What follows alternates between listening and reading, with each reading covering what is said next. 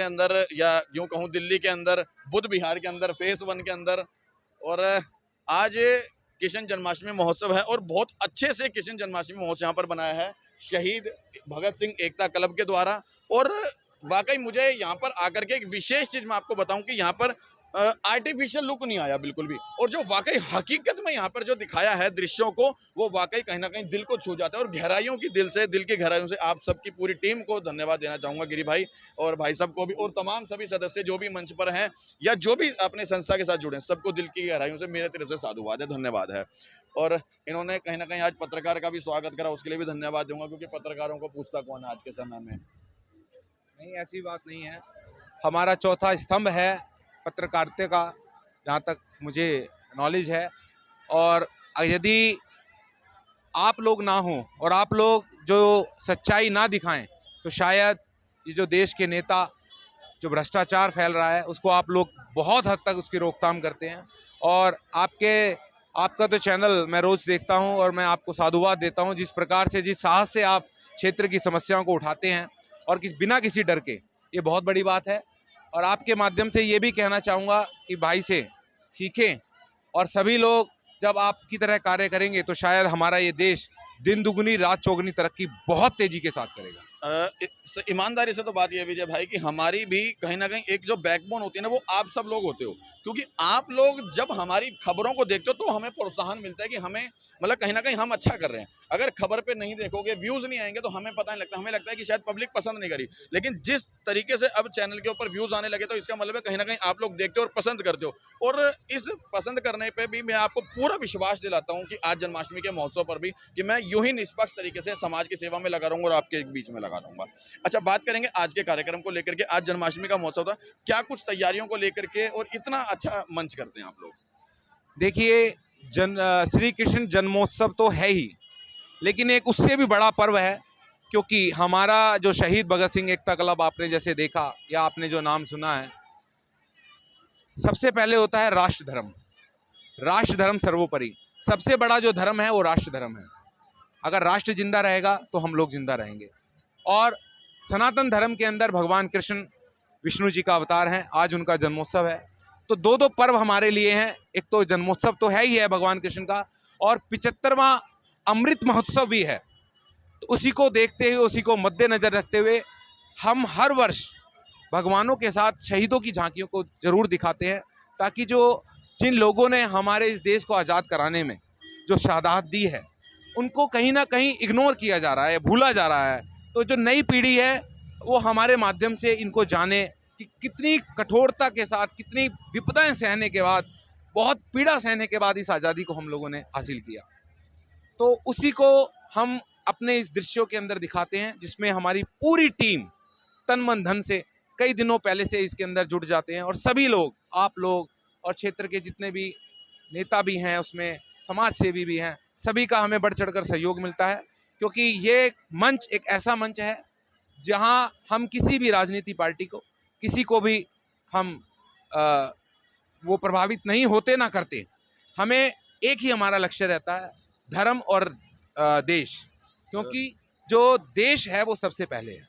वाकई ये चीज़ मैंने यहाँ पर खुद अनुभव भी की है, क्योंकि राजनीतिक पार्टियों को भूल करके हम लोग इस मंच पे आते हैं, और इस मंच के माध्यम से जो जनता को जो मैसेज देना चाहिए वो एक निष्पक्ष तरीके से दे पाते हैं। अगर हम पार्टीवाद में बच जाएंगे तो शायद वो मैसेज जनता तक हम नहीं पहुंचा पाएंगे। बाकी एक बार मैं भाई साहब से बात करूंगा। मैं आपको और बताना चाहूँगा, दिनेश जी, आपने जी। देखा होगा कि किस प्रकार से हम लोगों ने झांकियाँ लगाई हैं भगवान कृष्ण की। भगवानों की झांकियाँ तो आपको हर जगह देखने को मिलेंगी, लेकिन इस महोत्सव के अंदर जो भीड़ आती है, जो बच्चे आते हैं, ये एक बहुत बड़ा मैसेज है पूरे देश के लिए, जो भगत सिंह एकता क्लब देता है, कि जो हम शहीदों की झांकी दिखाते हैं। और आपने देखा होगा जो टैंक्स, जो शिप्स, जो मिसाइल हम लोगों ने बनाई है, या वो सैनिक जो रात दिन कड़ी मेहनत के अंदर -डिग्री पर भी खड़े होकर किस प्रकार भारत माता की रक्षा करते हैं। और आप एक झांकी देखेंगे जिसमें एक सैनिक अपनी गर्दन को भारत माता के चरणों में अर्पित कर रहा है। बहुत ही सुंदर और अलौकिक झांकियां, मतलब उस झांकियों को देख के लगता है कि किस प्रकार से, मतलब महसूस कर सकते हैं कि किस प्रकार इस शहादत को, इस आज़ादी को हमने हासिल किया। उसके लिए जितने भी मेरे शहीद हैं, जितनी भी संख्या उन शहीदों की है, जितनों नामांकन है या नहीं है, मैं आपके चैनल के माध्यम से, अपने क्लब के माध्यम से, सभी अपने जितने भी मेरे साथी हैं क्लब के, जितने भी पदाधिकारी हैं, सभी की तरफ से उन्हें शत शत नमन करता हूं, उनका चरण वंदन करता हूं कि जिनकी वजह से आज आप और हम इतने खुले आसमान में एक खुली बातें कर रहे हैं, क्योंकि जो अंग्रेजों का समय था उस पर हम लोग ऐसी बातें नहीं कर सकते। हाँ, कहीं ना तो कहीं मैं उन सभी अपने शहीदों को नमन करता हूं।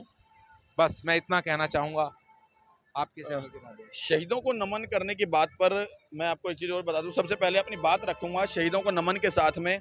और हालांकि हमारा भारत देश 15 अगस्त 1947 को आज़ाद हो गया था, और उसी आज़ादी के साथ, क्योंकि कहीं ना कहीं हम लोगों को पहले मुगलों के गुलाम रखे रहे हम, फिर अंग्रेजों के गुलाम हुए और अब इन राजनीतिक पार्टियों के गुलाम हो गए। एक सीन मैंने इस मंच के माध्यम से देखा जिसके अंदर भगत सिंह, सुखदेव और राजगुरु को किस तरह से फांसी दी गई थी, और वो वाकई जो दृश्य था वो कहीं ना कहीं आंखों को नम करने वाला था, और आंखों के अंदर आंसू मेरे भी तो खुद आ गए थे वाकई में, क्योंकि कहीं ना कहीं वो चीज़ दिखा रही थी कि हमारे भारत देश को आज़ादी दिलाने में इन शहीदों ने कितना कुर्बान किया है। और शायद उस टाइम पे इतना पार्टीवाद नहीं था, इस करके वो लोग निष्पक्ष तरीके से अपने भारत देश की आज़ादी को आज़ाद करवाने के लिए, आज़ादी पाने के लिए झूले पे झूल गए, फांसी के फंदे पे झूल गए। और यदि उनमें भी पार्टीवाद होता तो शायद वो इस पचड़े में पड़े रहते और आज हम अंग्रेजों के गुलाम होते। और आज भी अगर वाकई हम आज जिस तरीके से हम पार्टियों के गुलाम हो गए हैं, तभी हम अपने क्षेत्र की समस्याओं को नहीं उठा पाते, तभी हम अपनी समस्या को लेकर के हम आगे नहीं उठा पाते, हम अपनी बात नहीं रख पाते। हम कहीं ना कहीं स्वतंत्र नहीं है। भारत देश आज़ाद हो गया था, लेकिन आज हम गुलाम हैं। कोई किसी पार्टी का गुलाम है, कोई किसी पार्टी का गुलाम है, कोई किसी धर्म का गुलाम है, कोई किसी जाति का गुलाम है, कोई किसी पार्टी का गुलाम है। हम क्यों अपने भारत के गुलाम क्यों नहीं हो जाते हैं? और वाकई यदि हम जिस दिन अपने भारत के गुलाम हो जाएंगे तो जरूर एक ना एक दिन सही क्रांति लाएंगे, और उस दिन हम लोग सही मायने में आज़ाद हो जाएंगे, और उस दिन हमारा भारत देश भी आज़ाद हो जाएगा। क्योंकि कहीं ना कहीं आज समस्या सिर्फ हम लोग जो बट गए हैं क्षेत्रवाद में, पार्टीवाद में, जातिवाद में, उसकी वजह से कहीं ना कहीं आज भी हम गुलाम हैं। ठीक कह रहा हूँ, गलत कह रहा हूँ? बिल्कुल ठीक बात है। और इसीलिए इसी सोच को रखकर हमारा जो भगत सिंह क्लब है इसी सोच पर आधारित है। मैंने को पहले भी बताया, राष्ट्र धर्म सर्वोपरि, सबसे बड़ा जो धर्म है वो राष्ट्र धर्म है, उसके बाद सारे धर्म है। मैं चाहूंगा सभी दर्शकों से एक बार इस चीज के ऊपर गहन अध्ययन करना और विचार करना कि वाकई क्या हम आज आजाद हैं। आप लोग एक पार्टी के अंदर बट गए हो, कोई भारतीय जनता पार्टी में बट गया तो उसको वहां की समस्याएं नजर नहीं आती। समस्या उसकी नहीं है, समस्या हमारे देश की, हमारे क्षेत्र की, हमारी खुद की है। वो कोई बीजेपी में बट गया, कोई कांग्रेस में बट गया, कोई आम आदमी पार्टी में बट गया, कोई अन्य राजनीतिक पार्टियों में बट गया, जिसकी वजह से हम लोग समस्या पे ध्यान न देकर सिर्फ अपनी पार्टी के बारे में सोचते हैं। हमें सोचना चाहिए हमारे क्षेत्र के बारे में, हमारी समस्या के बारे में, हमारी दिल्ली के बारे में, हमारे भारत के बारे में। वो हम कब सोचेंगे? जब हम लोग इन पार्टीवाद से निकल करके हम अपने हिंदुस्तान के लिए लड़ेंगे। जय हिंद, जय भारत।